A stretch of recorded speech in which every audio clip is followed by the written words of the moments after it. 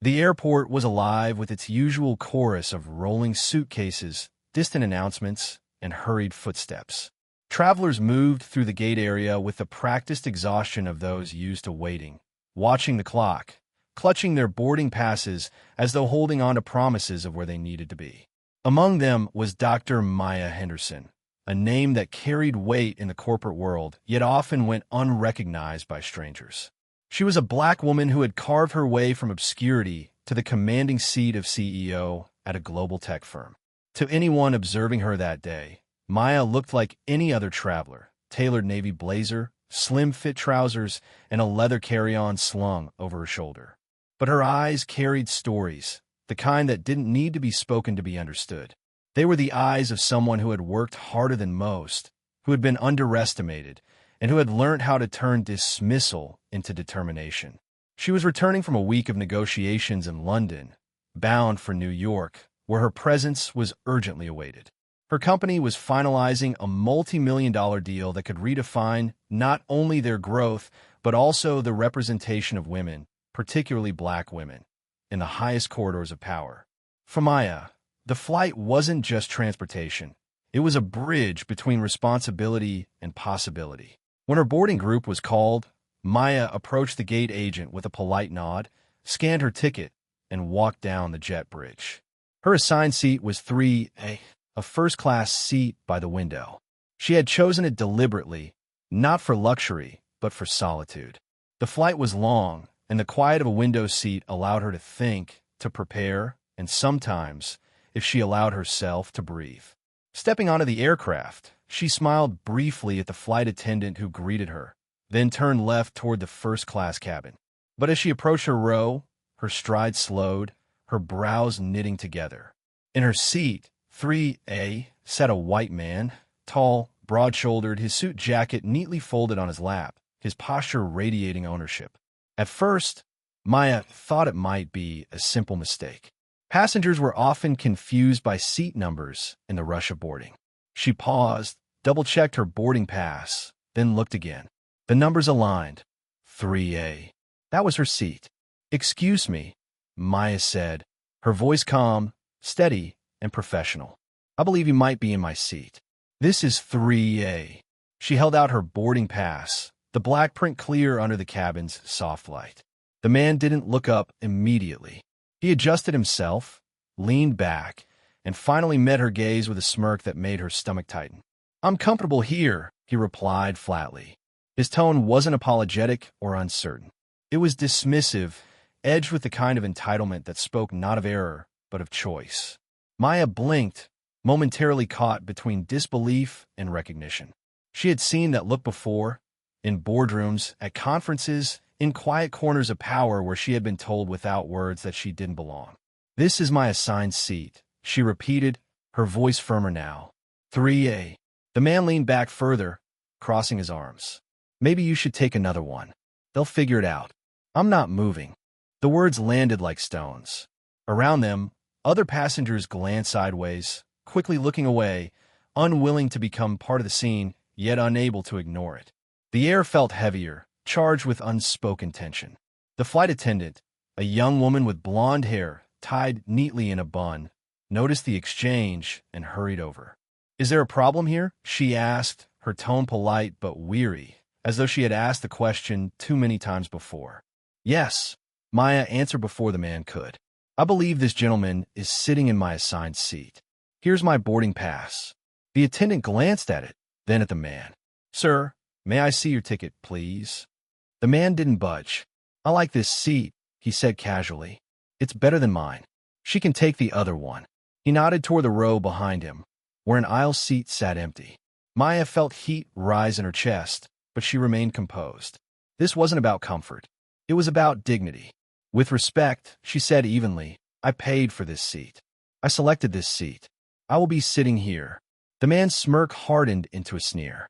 "Lady, it's just a seat. Don't make a big deal out of it." His words dripped with condescension, and though he didn't say more, the weight of his meaning was clear. People like you should not make trouble. The attendant hesitated, caught between authority and appeasement. She tried again. "Sir, we really need to resolve this quickly. May I please see your boarding pass?" With a sigh, the man pulled it out and handed it over lazily. The attendant scanned it, her brows furrowing. "Sir, you're assigned to 14C. That's an economy, middle seat." His eyes narrowed, his lips curling in irritation. "Well, I'm not going back there. I've had a long day. I'm staying here." Maya could feel her pulse in her ears. The blatant refusal, the entitlement, the audacity of it all. It wasn't just a seat being taken. It was space, respect, and recognition. It was the same theft she had endured her entire life, dressed in different circumstances. Passengers nearby shifted uncomfortably, whispers spreading. A man in Tubi muttered, "Just let her sit down for God's sake." A woman across the aisle shook her head, lips pressed tightly together. But no one moved to intervene. Maya inhaled slowly, summoning the poise that had carried her through boardrooms filled with doubt.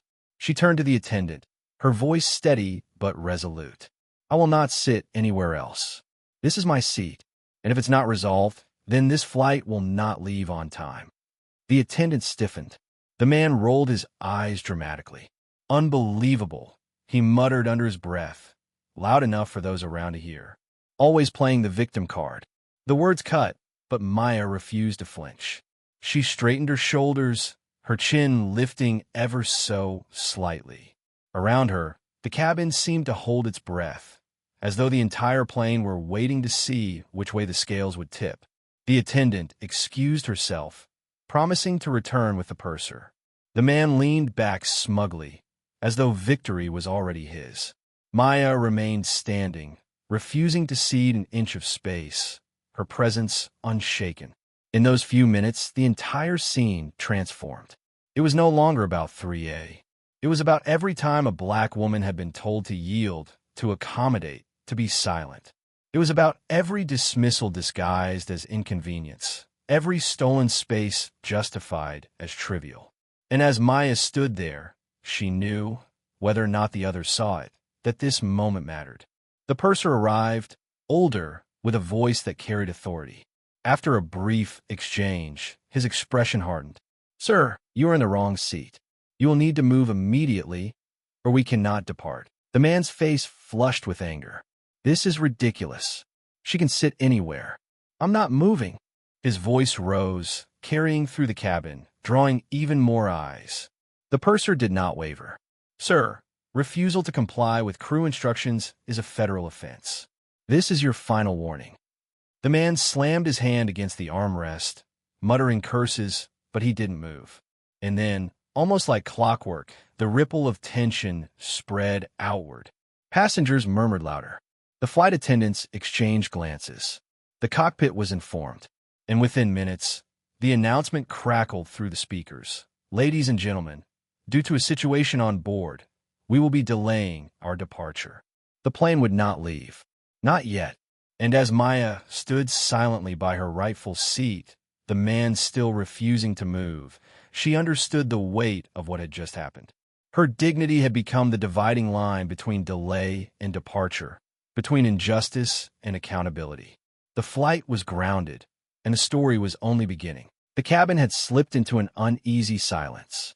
The announcement of delay lingered in the air like a storm cloud, its weight pressing against every passenger. Some whispered, some sighed impatiently, while others sat in stiff, uncomfortable quiet, unwilling to look too long at the drama unfolding just a few rows away. Dr. Maya Henderson remained standing by her seat, her boarding pass still in hand, a quiet pillar of composure. Her voice hadn't risen, and her gestures hadn't been exaggerated. She did not need to perform outrage. Her stillness alone spoke volumes. It was a refusal, a resistance to surrendering space that was hers. Across from her, the white man sprawled defiantly in 3A, arms folded, jaw tight. His refusal was no longer just about comfort. It had become a matter of dominance. His entitlement clung to the air like a thick fog. He knew what he was doing, and perhaps that was the cruelest part. The purser had given him his final warning. The law was clear. Refusal to follow crew instructions was grounds for removal. But the man did not budge. He muttered under his breath, phrases sharp enough for those nearby to hear. Ridiculous, overreacting, just a seat. His words weren't aimed at the crew. They were aimed at Maya, intended to diminish and trivialize her insistence on respect. Maya, however, stood unmoved. Inside, her chest burnt with a mixture of anger and exhaustion, not just from this moment, but from years of moments like it. She had spent a lifetime navigating rooms where she was doubted, silenced, or outright ignored. She had built her empire brick by brick under the weight of prejudice. And now, on a plane full of strangers, it seemed her right to sit in the seat she had purchased was being contested as though it were a privilege she had not earned. The purser signaled discreetly to the flight attendants, and one disappeared toward the cockpit. A call would be made to ground security. The delay was no longer hypothetical. The plane would not leave until this conflict was resolved. Passengers began to murmur more loudly now. A man in business attire leaned forward, whispering to his neighbor, "What's the hold-up?" A woman in 1C rolled her eyes. "Honestly, just switch seats. We're all going to be late." Her words were laced with irritation, not toward the man refusing to move, but toward Maya, as though her insistence on dignity was the problem. Maya heard it all. She always heard it. The subtle shifting of blame, the quiet expectations that she should shrink herself for the convenience of others. Yet she stood taller. The man in her seat smirked, emboldened by the murmurs. "See? Nobody cares," he said, loud enough for her to hear. "You're holding up the whole flight." Maya finally turned her full gaze on him. Her eyes were steady, unwavering, and though her voice remained calm, it carried the weight of steel. "No, you are holding up the flight. Don't mistake my silence for weakness. This isn't about inconvenience. It's about respect, and respect is not negotiable." Her words hung in the air, striking sharper than if she had shouted. Several passengers looked away, uncomfortable now, confronted with a truth they could not easily dismiss. The flight attendant returned with an update. Airport security had been contacted. They would arrive shortly to escort the man off the plane if he continued to refuse. At this, his expression shifted from smug to furious. His face flushed red, his voice rising. "You've got to be kidding me. Over a seat? This is insane. You're really going to drag me off a plane because she can't sit somewhere else?" He jabbed a finger in Maya's direction, the gesture dripping with contempt. The cabin reacted audibly now, a low wave of gasps and murmurs. Some passengers began filming quietly with their phones, their lenses peeking over seat backs. The moment was no longer confined to the cabin. It was being documented, prepared for the digital stage where truth and injustice alike were laid bare. Maya did not flinch under the man's accusatory finger. Instead, she finally lowered her boarding pass and spoke, her voice measured and deliberate. "This is not just a seat. It is my seat, and what you are doing is not a mistake. It is a choice. You think you can take what isn't yours because you assume I will not challenge you. But I have spent my life challenging men like you. I will not yield. Not now. Not ever." Her words drew silence from many who had previously whispered against her. For the first time, passengers began to see the confrontation for what it was, not a petty squabble, but a test of dignity. The man scoffed, shaking his head, but the cracks in his bravado were beginning to show. The presence of phones recording, the unwavering composure of Maya, the looming arrival of security, his confidence faltered. Still, he clung to his defiance, muttering curses and refusing to move. It was then that another passenger spoke. From row 2, a middle-aged black woman leaned forward, her voice clear and unwavering. "She's right. It's not just a seat. It's respect, and we've been told to move aside too many times." "Not today." Her words sparked a ripple. A man a few rows back muttered agreement. Someone else clapped softly, almost instinctively. Slowly, the tide of the cabin shifted. Where once Maya stood isolated, she now felt the subtle hum of solidarity growing around her. The man in her seat bristled, glancing around at the passengers, now watching him with disapproval. His smirk was gone, replaced by a sneer of frustration. He muttered, "Unbelievable. This is ridiculous." But his voice lacked the conviction it once carried. Moments later, 2 uniformed security officers boarded the plane. The cabin stilled. All eyes followed as they approached row 3, their presence heavy with authority. "Sir," one officer said firmly, "you're seated in the wrong place. You were given multiple instructions to move, and you refused. You will need to come with us now." The man's voice rose, desperate now. "This is harassment. I paid for my ticket. Why should I be forced out just because she's making a scene?" The officer's tone did not waver. "Sir, refusal to comply with crew instructions is against federal law. You can come with us voluntarily, or we will remove you." For the first time, the man seemed to sense the gravity of the situation. His defiance faltered into hesitation. He looked around, searching for allies among the passengers, but found only cold stares and quiet cameras capturing his every word. Maya remained silent, her posture unbroken. She did not gloat. She did not smirk. She simply stood, waiting for what should have been hers all along.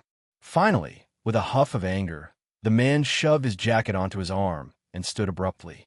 "This is a joke," he spat. "A complete joke." He glared at Maya as if to scorch her with his eyes, then turned to the officers. "Fine, let's go." As he was escorted down the aisle, the cabin erupted, not in chaos, but in applause. It wasn't loud or wild, but steady and insistent. It was relief. It was recognition. It was justice, however small, witnessed in real time. Maya inhaled deeply, her composure unbroken, even as her heart swelled with both exhaustion and triumph. She slid into her rightful seat at last, her hand brushing against the cool leather as though grounding herself. She placed her bag beneath the seat, buckled her belt, and closed her eyes for a brief moment. It wasn't about winning. It wasn't about applause. It was about dignity reclaimed. And yet, what the passengers did not know, what they could not know, was that the woman in 3A was not just any passenger. She was a CEO, a leader who had built an empire from the ground up. And the story of what had just happened would not end when the wheels lifted off the runway. No, this story was only just beginning. The man's angry footsteps had barely faded down the jet bridge when the cabin returned to a thick, uncertain silence. Passengers exchanged looks, some still clutching their phones, their screens glowing with the evidence of what had unfolded. The crew moved with practiced efficiency, reseating, closing bins, and checking belts. Yet beneath the routine, everyone felt the residue of what they had witnessed. Dr. Maya Henderson sat quietly in 3, her posture composed, her hands folded neatly in her lap. She did not look around to gauge reactions. She did not seek validation, but she could feel the weight of eyes upon her, curious, sympathetic, even guilty. It wasn't the first time she had been made into a spectacle. But this time, she sensed something different, a shifting tide.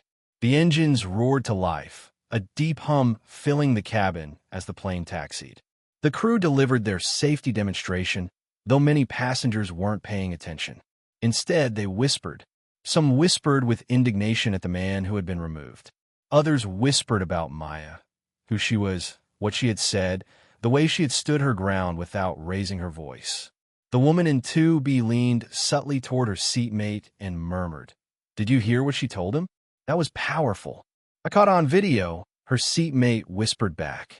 The way she stood there like she'd been fighting that battle her whole life. Their words weren't wrong. Maya had indeed been fighting battles like this all her life. But as the plane lifted from the ground and the city lights shrank into a glittering map below, she allowed herself a moment of quiet reflection. For a brief second, the hum of the engines seemed like silence, and she could hear the echo of her grandmother's voice from decades ago. "Never let them take your place, Maya. Never." That memory anchored her now. She closed her eyes, steadying her breath. This wasn't the first time she had stood firm against injustice. But something told her this moment would reach farther than the confines of this plane. At cruising altitude, the cabin lights dimmed. The night stretched out beyond the windows, dark and infinite. The hum of conversations slowly returned. A young man across the aisle, maybe 25, wearing earbuds and a hoodie, hesitated before leaning toward her. "Ma'am," he said softly, almost awkwardly. I just wanted to say thank you for not giving up that seat. My mom, she's had things like that happen to her. Watching you, it meant a lot." Maya opened her eyes and turned toward him. His sincerity was unpolished and raw, and it touched her. She gave him a small nod, her voice warm but steady. Never thank someone for demanding what's already theirs. But I appreciate your words, son. The young man smiled faintly, as though her words had planted something in him, a seed of pride, a reminder of worth. Behind them, another conversation stirred. A passenger who had clapped earlier was now explaining to someone else why Maya's insistence mattered. It's not about the seat. It's about what it represents. If she had given in, it would have been one more time we're told to shrink. She didn't, and that matters. These whispers spread like currents, shifting the mood of the cabin. Where there had been impatience, now there was respect. Where there had been annoyance, now there was admiration. Yet Maya remained quiet, focused inward. She thought of the company she had built, the long nights studying by lamplight when she was a girl, the countless rejections she had turned into stepping stones. She thought of every time she had been told she wasn't enough, not smart enough, not polished enough, not the right color to sit at the table. And she thought of how, despite all that, she had made her own table. A flight attendant approached, kneeling discreetly at her row. "Dr. Henderson," she whispered, her voice tinged with both apology and respect. Maya looked at her, slightly surprised. The woman gave a small, respectful smile. "I recognized you after the incident. I just want to say, on behalf of the crew, we're grateful for how you handled yourself. That was extraordinary." Maya inclined her head. "Thank you. But I hope one day it won't require extraordinary just to claim what's mine." The attendant swallowed hard, visibly moved, before standing and returning to her duties. Not long after, another ripple spread through the cabin. Recognition. A man in row 6 whispered to his partner, "That's Maya Henderson, the CEO of Henderson Global. I read about her in Forbes last year." His partner's eyes widened. "You're kidding. That's her." Word traveled quickly, passed in hushed tones from row to row, until more passengers began to understand the gravity of who sat quietly in 3A. She wasn't just a woman who had stood her ground. She was a leader, a builder of legacies. And suddenly, the incident seemed even more poignant. The young man across the aisle leaned forward again, his eyes wide with new awareness. "Wait, you're Dr. Henderson." Maya gave him a small smile, one corner of her mouth lifting. "Yes, but tonight, I was simply a woman reclaiming her seat." He shook his head in awe. "Wow, people need to hear this story." Maya looked out the window at the expanse of stars stretching across the night sky. Her reflection stared back at her in the glass, steady and resolute. "They will," she said quietly. "But not because of who I am, because of what it means." The cabin eventually settled, passengers drifting into sleep or silence. But a sense of unity lingered, invisible but palpable. Those who had witnessed the confrontation knew they had seen something larger than an argument. They had seen a stand for dignity, a refusal that reverberated far beyond seat 3A. Maya rested her head against the seat back, her eyes heavy but her spirit unbowed. She thought of the boardroom meetings awaiting her at her destination, the decisions that would shape thousands of lives.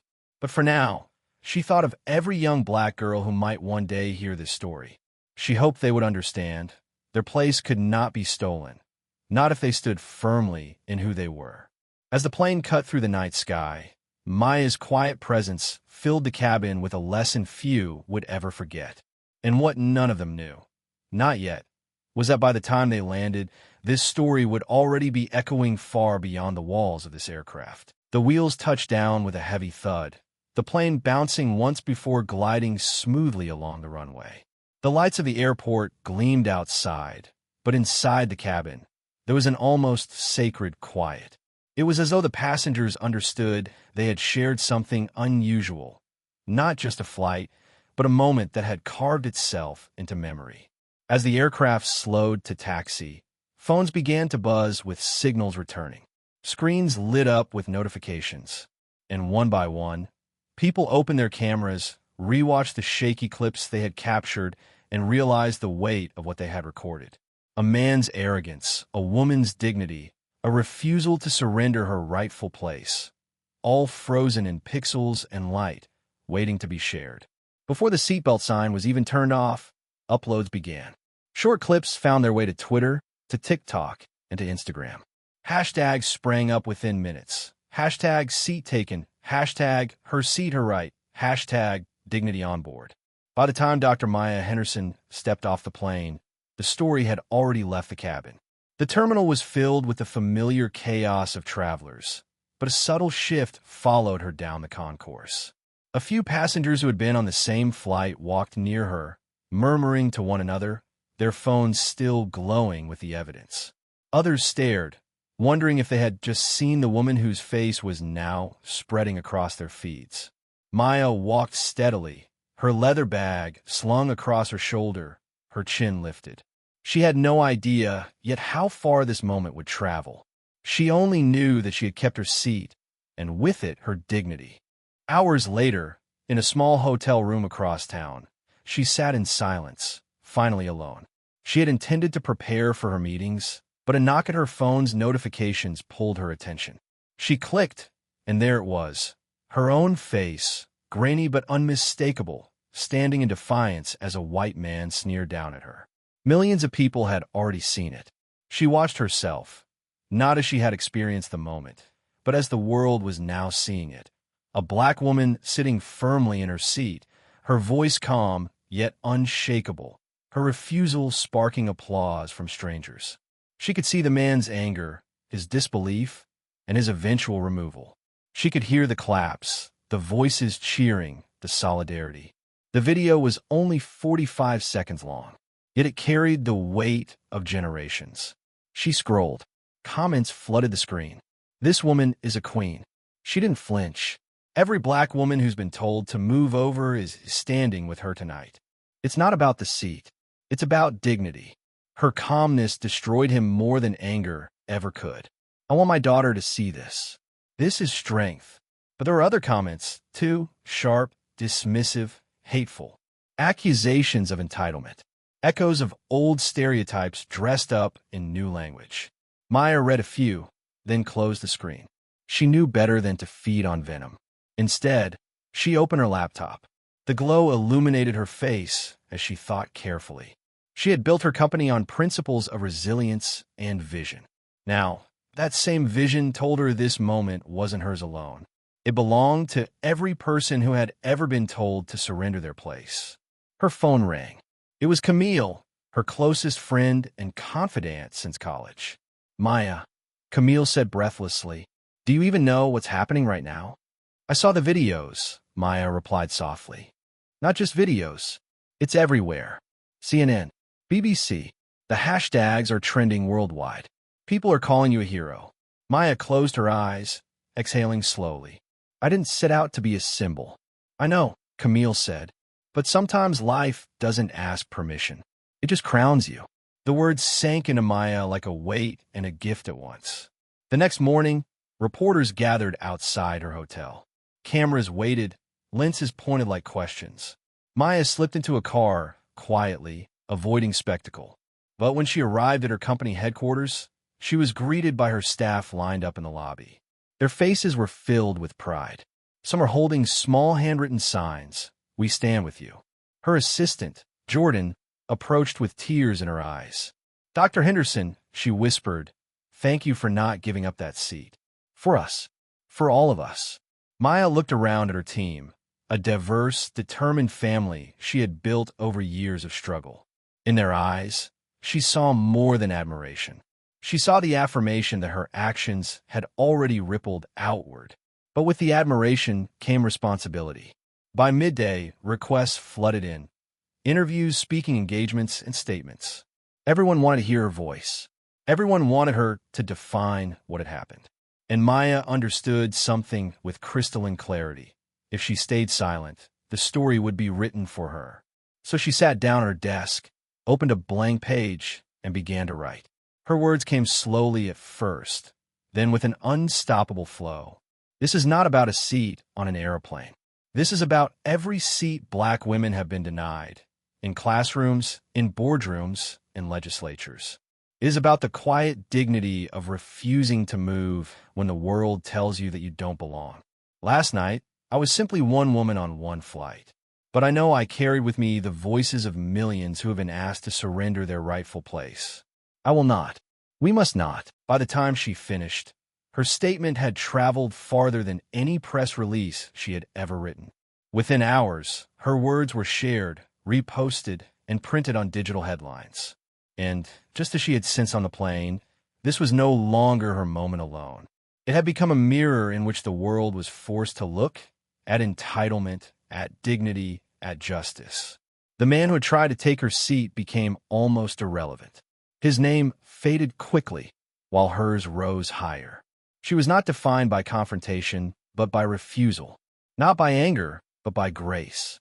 And as Maya watched the sun set from her office window, she understood, sometimes the battles we do not choose become the battles that choose us. And when we stand in them with dignity, we give courage to those who are watching, even those we may never meet. The world had taken notice, but Maya knew this was only the beginning. The days that followed were a whirlwind. What had started as a confrontation on a plane had become a global conversation. News anchors debated it, professors assigned it in classrooms, and activists quoted it in speeches. And everywhere, Black women saw themselves reflected in Maya Henderson's calm defiance, her refusal to move from her rightful seat. Maya hadn't planned for any of it. She was a CEO, not an activist. Her calendar had been full of strategy meetings and investor calls, not press briefings and interviews.